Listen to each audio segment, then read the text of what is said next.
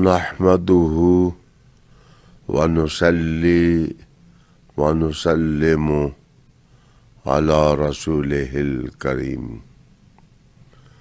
أما بعد فأعوذ بالله من الشيطان الرجيم بسم الله الرحمن الرحيم لا يحب الله الجهر بالسوء من القول إلا من ظلم وكان الله سميعا عليما۔ ناظرین کرام، بعون اللہ الوہاب قرآن حکیم فرقان مجید سے چھٹے پارے کا مطالعہ ہم شروع کر رہے ہیں۔ قرآن مجید میں پاروں کی تقسیم اگرچہ توقیفی نہیں ہے، لیکن جس حسن ترتیب کے ساتھ مضامین کی برجستگی کو قائم رکھا گیا ہے، وہ اپنی مثال آپ ہے۔ بعض پارے آپ دیکھیں گے کہ اعتقادی مسائل سے شروع ہوتے ہیں اور بعض عملی تعلیمات کا نشان ہوتے ہیں، اور بعض آپ محسوس کریں گے کہ خالصتاً انسانی مسائل پر مشتمل ہوتے ہیں، جن میں اخلاقیات کو بڑی اہمیت دی جاتی ہے۔ یہ پارہ اخلاقی تعلیم سے شروع ہوتا ہے۔ بعض لوگوں کی عادت ہوتی ہے کہ وہ دوسروں کی پگڑی اچھالنا نیکی کا کام سمجھتے ہیں، کسی کی برائی بیان کرنا وہ اچھا گردانتے ہیں۔ شاید ان کے نزدیک زندگی کا حسن یہ ہوتا ہے کہ دوسروں کو برا اور بلا کہا جائے۔ قرآن مجید کا یہ پارہ ان شہامت انگیز الفاظ سے شروع ہوتا ہے، لا يحب اللہ الجہر بالسوء من القول۔ اللہ تعالیٰ کسی بری بات کو پسند نہیں کرتا۔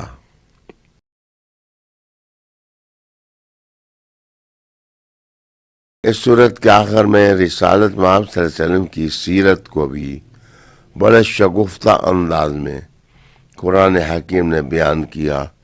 کہا یا ایھا الناس قد جاءکم برہان من ربکم وانزلنا الیکم نورا مبینا۔ اے لوگو، تمہارے پاس تمہارے رب کی طرف سے برہان آ گئی۔ برہان لفظ براہ راست سے ہے، اس کا معنی دلیل بھی ہوتا ہے، حجت بھی ہوتا ہے، اور خوبصورت ہونا بھی ہوتا ہے۔ یعنی محمد صلی اللہ علیہ وآلہ وسلم جیسے ظاہر حسن میں بے مثال ہیں، ایسے ہی باطنی اخلاق میں بے مثال ہیں۔ آپ صلی اللہ علیہ وآلہ وسلم اللہ کی طرف سے تمہارے پاس نور لے کر آئے ہیں۔ پھر نصیحت لگائی کہ واعتصموا بہ، ان کے دین کو مضبوط تھامو اور اس رحمت میں داخل ہو جاؤ جس رحمت کا حلقہ حضرت محمد صلی اللہ علیہ وآلہ وسلم نے قائم کیا۔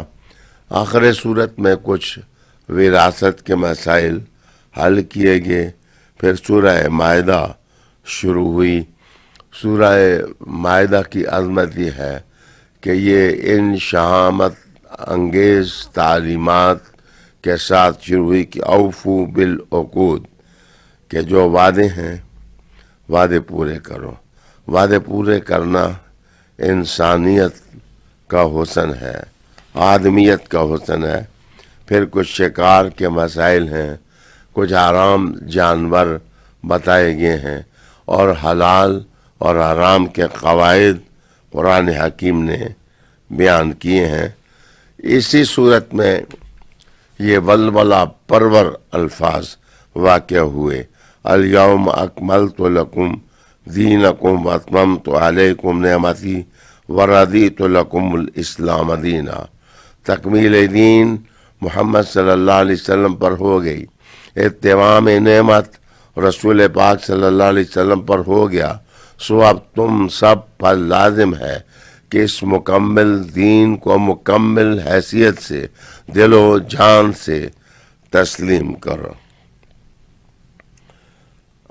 عالی وقار ناظرین، پھر کہا گیا کہ جس وقت تم نماز کے لیے کھڑے ہو تو وضو کا طریقہ بتایا گیا اور فرائض وضو کے ذکر کیے گئے، پھر ساتھ ہی تیمم کا ذکر کیا گیا، اللہ تعالیٰ کی نعمتوں کا ذکر بیان کیا اور کہا کہ مسلمانوں، تم جس حالت میں بھی ہو تم انصاف کے قائم کرنے والے ہو اور عدل پر قائم رہنے والے ہو۔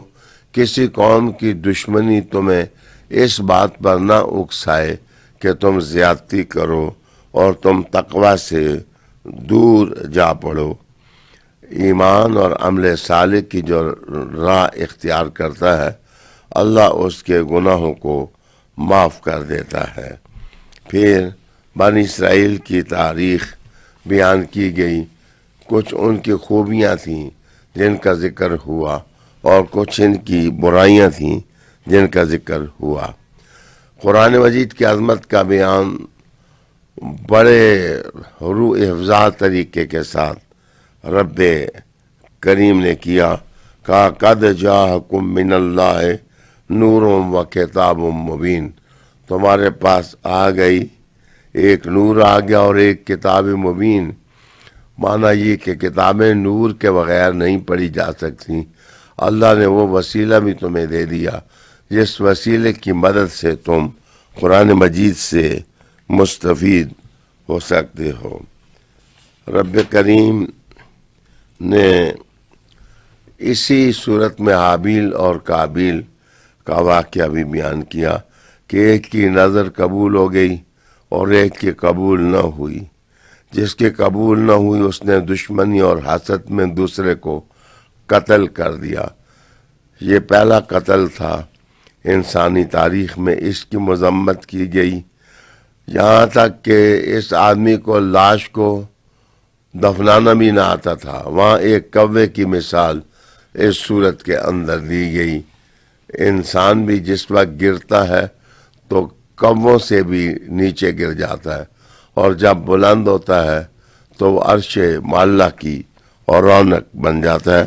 قرآن مجید نے کہا کہ قتل کرنا ایک آدمی کا جیسے کہ پوری انسانیت کا قتل کرنا ہے۔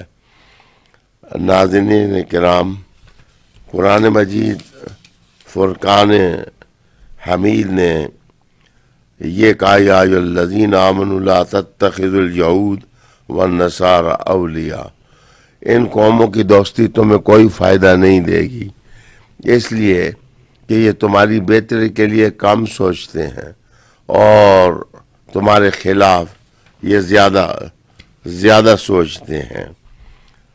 پھر بڑے شہامت پرور طریقے کے ساتھ رب کریم نے کہا یا ایھا الذین آمنوا من یرتد منکم عن دینہ فسوف یأتی اللہ بقوم یحبهم ویحبونہ، اگر تم اپنے دین سے پھر گئے تو اللہ تمہاری جگہ ایک اور قوم لے آئے گا، وہ قوم جو ہے ایسی قوم ہوگی جو اللہ سے محبت کرتی ہوگی اور اللہ ان سے محبت کرتا ہوگا۔ یہ قوموں کی جو تبدیلی ہوتی ہے، یہ فلسفہ عروج و زوال قرآن حکیم نے جس طرح بیان کیا ہے اس پر گھنٹوں بولنے کی ضرورت ہے، لیکن ایک کردار کا تعین کیا گیا جس کردار کو سمجھنے کی ضرورت ہے، اور ایک مجاہدہ ہے جس کی طرف کتاب مجید نے اشارہ کیا کہ وہ تمہارے اندر آنا چاہیے۔ یہود کا بخل اور ان کی کنجوسی کا ذکر پوری طرح کیا گیا۔ میرے خیال میں تعریف اس طرف تھی کہ حسد، بغض، کنجوسی انسان کو تباہ کرنے والی چیزیں ہوتی ہیں، اور محبت، الفت، انسانیت دوستی اور آدمیت دوستی انسانوں کو بنانے والی چیزیں ہوتی ہیں۔ ایک موقع پر یا الرسول بلغ ما انزل الیک من ربک کہا گیا، اور یہاں واللہ یعصمک من الناس، رسول اللہ علیہ السلام نے ایک موقع پر فرمایا کہ میرے گھر کا پہرا کون دے گا؟ سعد بن ابی وقاص نے کہا یا رسول اللہ میں دوں گا۔ وہ رات کو کھڑے ہو گئے۔ کہتے ہیں کہ ایک وقت گزرا تو رسول اللہ علیہ السلام نے کھڑکی سے باہر جھانک کر کہا سعد تم کہاں ہو؟ نے کہا یا رسول اللہ میں ہوشیار ہوں، جس کام پر آپ نے مامور کیا ہے میں موجود ہوں۔ آپ نے فرمایا اب تم گھر چلے جاؤ۔ قرآن مجید کی یہ آیت آ گئی ہے واللہ یعصمک من الناس، اللہ ہی لوگوں سے مجھے بچانے والا ہے، مجھے کسی پیرابان نگہبان کی ضرورت نہیں ہے۔ اس طرح یہ صورت انہی تعلیمات جن میں زیادہ عیسائیوں اور یہودیوں کی اصلاح کی طرف اشارات تھے، مسلمانوں کو دین پر کاربند رہنے اور حلال کھانے کی تلقینات تھیں۔ کہا گیا کہ عیسیٰ علیہ السلام نہیں ہیں مگر اللہ کے رسول ہیں، ان سے پہلے بھی کئی رسول گزر گئے۔ ان کی والدہ کی تعریف کی گئی کہ وَأُمُّهُ صِدِّیقَةٌ، کہ ان کی والدہ صدیقہ تھیں۔ قرآن مجید نے جہاں بھی سچائی تھی سچائی کو آگے بڑھ کر تسلیم کیا، اور یہ تلقین کی قوموں کو کہ وہ بھی سچائی کو اسی طرح تسلیم کریں۔ قرآن مجید کے اس پارہ کے آخر میں صاف طور پر مسلمانوں کو کہا گیا کہ یہ یہود ایمان والوں تمہارے سخت دشمن ہیں، ان کی کارستانیوں سے تمہیں بچنا چاہیے۔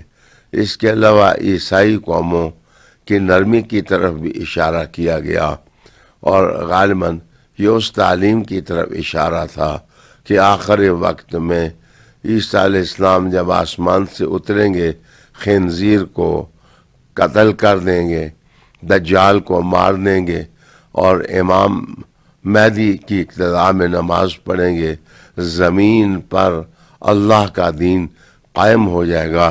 اللہ تعالی ہمیں تعلیمات رسول صلی اللہ علیہ وسلم اور قرآن حکیم پر عمل کرنے کی توفیق عطا فرمائے۔ وآخر دعوانا ان الحمدللہ۔